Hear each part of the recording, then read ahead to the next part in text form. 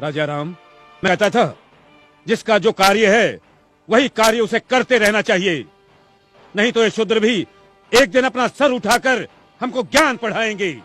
राजा राम, तुमको असंगत कहेंगे। शंभुक, तुमने धर्म की मर्यादा का उल्लंघन किया है। मैंने किसी धर्म की मर्यादा का उल्लंघन नहीं किया है। मैं एक ही धर्म को मानता हूं, वो धर्म है प्रकृति का धर्म, और उसके अनुसार सभी मानव समान हैं। न कोई ब्राह्मण है, न कोई शूद्र है। देखो देखो इसकी जीवा कैसी लप लपा रही है। भविष्य में शास्त्र धर्म की शिक्षा लेकर तुम राजा राम को ही आह्वान दोगे। ऋषि, हमें किसी राजसत्ता और वैभव की लालसा नहीं है। हमें तो सिर्फ एक मानव जैसा जीवन व्यतीत करना है। और फिर बस समाप्त करो तुम्हारे वचन। 2 अक्षर क्या पढ़ लिए, हमें ही ज्ञान की भाषा सिखाने लगे। राम, ये अपराधी है और इसे दंड मिलना ही चाहिए, नहीं तो ऐसे पापियों के कारण हमारे राज्य में आपत्ति आ सकती है। आपके धर्म की पाप और पुण्य की कल्पना से मैं अच्छी तरह परिचित हूं। वो सारा पाखंड आपने अपने स्वार्थ के लिए रचा है और सारी प्रजा को मूर्ख बना रहे। अपनी वाणी को रोको शंभुक। हम अपने परम पूज्य गुरु का और अपमान नहीं सह सकते। तुमने धर्मोल्लंघन किया है, जिसके कारण हमारे राज्य में एक ब्राह्मण पुत्र की अल्पायु में मृत्यु हो गई। हम अपने राज्य के ब्राह्मणों को और व्यथित नहीं कर सकते शूद्र। किंतु ब्राह्मण पुत्र की मृत्यु का कारण मैं कैसे हो सकता हूं? हे राजन, बड़ी नम्रता से दुस्साहस कर रहा हूं। आप तनिक अपने मन दर्पण में झांक कर तो देखें, तो आपको पता चलेगा कि आज की और कल की आपकी छवियों में कितना अंतर पड़ा है। हे मर्यादा पुरुषोत्तम, राजा के अहंकार को कुछ क्षण के लिए त्याग कर तो देखो। मुझे स्वप्न में भी आशा नहीं थी कि देवताओं के मान्यवर दशरथ पुत्र राम का इतना नैतिक पतन हो जाएगा। किसी ने बस कह दिया तो आपके सोचने की शक्ति क्षीण हो गई। राजदंड की आड़ में ऋषि का वध करने के लिए उद्युक्त हो गए। दोषी मैं नहीं राजा राम, अपितु ब्राह्मण पुत्र की मृत्यु के लिए दोषी आप हैं। अपनी विष उगलती जिह्वा को रोको शंभुक। मुझे भयभीत करने की चेष्टा न करो राम। जब जब किसी शूद्र ने परंपरागत सामाजिक दास्तां की बेड़ियां तोड़ने की चेष्टा की, तब तब धर्मांधों ने उसकी हत्या कर दी। मुझे मृत्यु का भय नहीं राम। एक शंभुक जाएगा तो दूसरा शंभुक निश्चित ही पैदा होगा।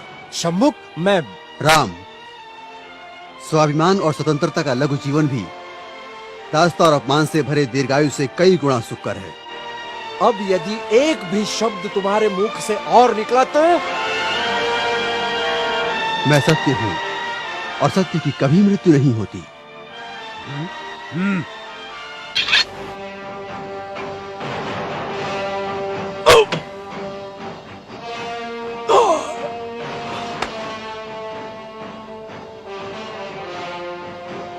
न्याय प्रिय प्रभु रामचंद्र की जय। न्याय प्रिय प्रभु रामचंद्र की जय। न्याय प्रिय प्रभु रामचंद्र की जय। न्याय प्रिय प्रभु रामचंद्र की जय। न्याय प्रिय प्रभु रामचंद्र की करो, जय जयकार करो। ब्राह्मणों के जाल में फंसे श्री रामचंद्र की जय जयकार करो। कपट से बाली का वध करने वाले श्री रामचंद्र जी की जय जयकार करो। अपनी पत्नी का त्याग करने वाले श्री रामचंद्र की जय जयकार करो।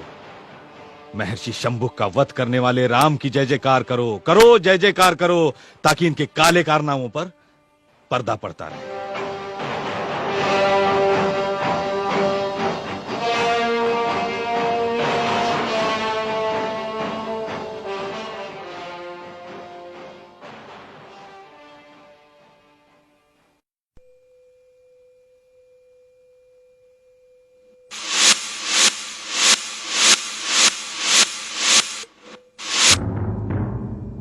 अगर तुम्हें धनुर्धारी बनना ही है तो जाओ, अभ्यास करो। अभ्यास करने से कुछ भी प्राप्त हो सकता है।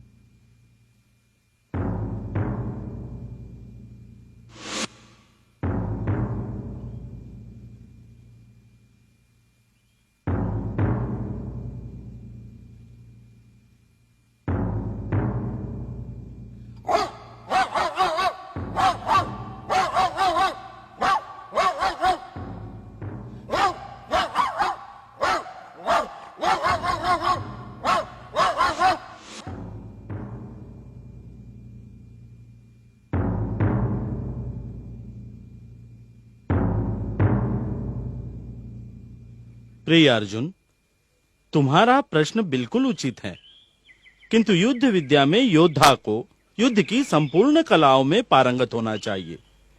केवल एक कला में पारंगत होने से कोई भी पूर्ण योद्धा नहीं हो सकता।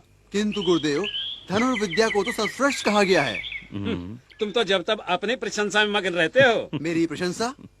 हाँ, धनुर्धारी होना। भीम, तुम्हें विषय को भटकाना अच्छी तरह आता है। भीमराता की तो ये आदत है, बिना किसी कारण के किसी से भी उलझ पड़ते हैं। किंतु नकुल, तुम क्यों भीम भ्राता की बात पर कटु टिप्पणी कर रहे हो? भीम की गदा के सामने तो बड़े बड़े धनुर्धारी मैदान छोड़ने पर विवश हो जाते हैं। हम पांडव कितने भाग्यशाली हैं जो गुरुदेव जैसे का हमें आशीर्वाद मिला। अर्जुन सत्य कह रहा है गुरुदेव, आपके विशेष प्रेम तथा वात्सल्य से ही हम पांडव सारे पृथ्वी स्थल पर अजय होंगे। मेरे प्रिय शिष्यों, मैंने हमेशा तुम सबको पुत्रवत माना है और तुम्हें शिक्षा देने हेतु अपनी संपूर्ण अस्त्र शस्त्र विद्या का भंडार तुम्हें सौंपा है, जो कौरवों के पास भी नहीं है। गुरुदेव, आश्चर्य! रक्त की एक बूंद भी नहीं, बिना क्षति पहुंचाए। गुरुदेव, ये कला आपने आज तक हमें नहीं सिखाई। अर्जुन, आज तक मैंने अपने मन और वचन से अपनी संपूर्ण विद्या का दान केवल तुम्ही लोगों को दिया है। पता नहीं कौन होगा ये धनुर्धारी।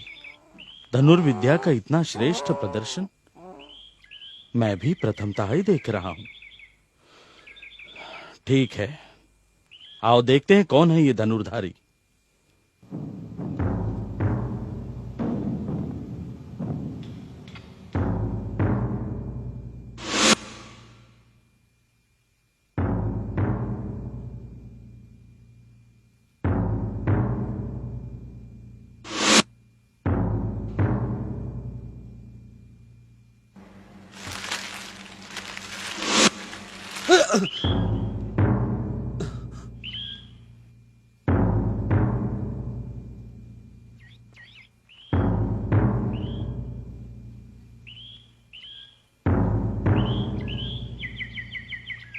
कौन हो तुम लोग?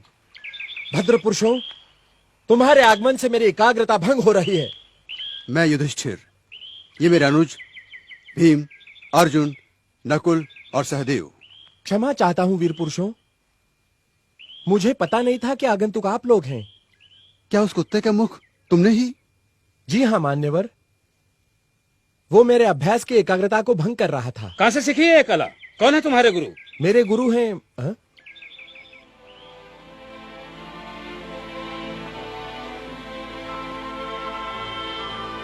गुरुदेव, आशीर्वाद दीजिए गुरुदेव। उठो वत्स।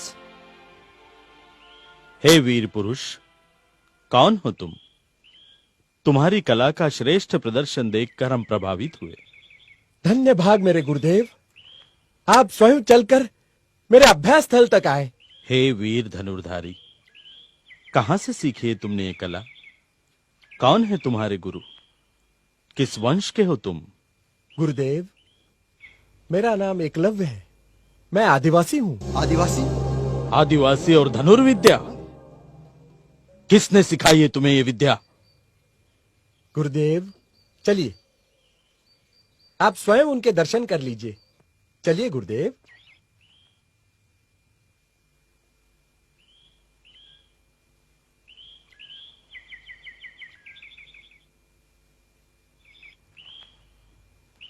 गुरुदेव, ये रहे मेरे परम पूज्य गुरु श्री द्रोणाचार्य जी। मैं और तुम्हारा गुरु? हाँ गुरुदेव, आप ही मेरे गुरु हैं। गुरुदेव, आपने तो हमें वचन दिया था, फिर ये विद्या इसे कैसे सिखाई?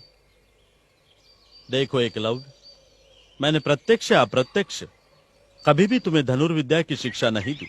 गुरुदेव, मैंने तो अपने मन से आप ही को अपना गुरु माना है। मेरा अंतर मन सदा आप ही की पूजा करता आया है। गुरुदेव, यह आप ही की प्रतिकृति है। मेरे तो कुछ समझ में नहीं आ रहा है। एकलव्य, तुम ही सारा वृत्तांत विस्तार से कथन करो। गुरुदेव, आप भूल गए? स्मरण कीजिए, कुछ वर्ष पूर्व मैं आपके पास धनुर्विद्या प्राप्त करने की कामना लेकर आया था,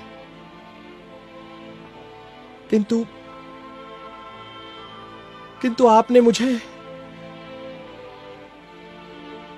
गुरुदेव सचमुच भूल गए मुझे? युद्ध कला में सबसे महत्वपूर्ण आयाम है एकाग्रता। योद्धा अगर एकाग्र चित्त हो तो गदा ही क्या, वो किसी भी शस्त्र का प्रयोग निपुणता से कर सकता है, विजय प्राप्त कर सकता है। आज तुम लोग मेरे समक्ष शस्त्र विहीन उपस्थित हो, क्योंकि विशेष प्रयोजन से मैंने तुम लोगों को निशस्त्र यहां बुलाया है, ताकि तुम लोग एकाग्र चित्त को प्रधानता दे सको। गुरुदेव, गुरुदेव, मैं आपसे एक याचना करने आया हूं। याचना? कैसी याचना? गुरुदेव, बचपन से ही मैं एक स्वप्न देखते आया हूं कि मैं सबसे बड़ा धनुर्धारी बनूं। गुरुदेव, मैं आपसे याचना करता हूं कि आप मुझे विद्यादान करें। उठो वत्स, सर्वप्रथम मुझे ये बताओ, तुम्हारा नाम क्या है? कौन हो तुम? किस वंश के हो? गुरुदेव, मेरा नाम एकलव्य है। मैं आदिवासी हूं। क्या आदिवासी? क्या सेवा धर्म छोड़कर शूद्र क्षत्रिय बनेंगे? धर्म के विरुद्ध आचरण करेंगे? शूद्र होकर धर्मोल्लंघन का विचार भी मन में लाने का साहस कैसे कर रहे हो तुम? अब तो भ्राता अर्जुन शूद्र भी तुम्हारे साथ धनुर्विद्या सीखने लगेंगे। भ्राता भीम, अब तुम भी सावधान हो जाओ, कहीं ऐसा ना हो कल कोई शूद्र गदा उठाए तुमको ही ललकारने लगे। देखो एकलव्य, धर्मानुरूप धनुर्विद्या सीखने का अधिकार केवल क्षत्रियों को है, और तुम्हें ये विद्या सिखाकर मैं धर्म के नियमों की बलि नहीं दे सकता। मेरा तुम्हें एक उचित सुझाव है, धनुर्विद्या सीखने का विचार तुम अपने मन से ही त्याग दो। किंतु गुरुदेव, मेरा स्वप्न। देखो एकलव्य, मैं विवश हूं, मैं तुम्हें अपना शिष्य नहीं बना सकता। अगर तुम्हें धनुर्धारी बनना ही है तो जाओ, अभ्यास करो। अभ्यास करने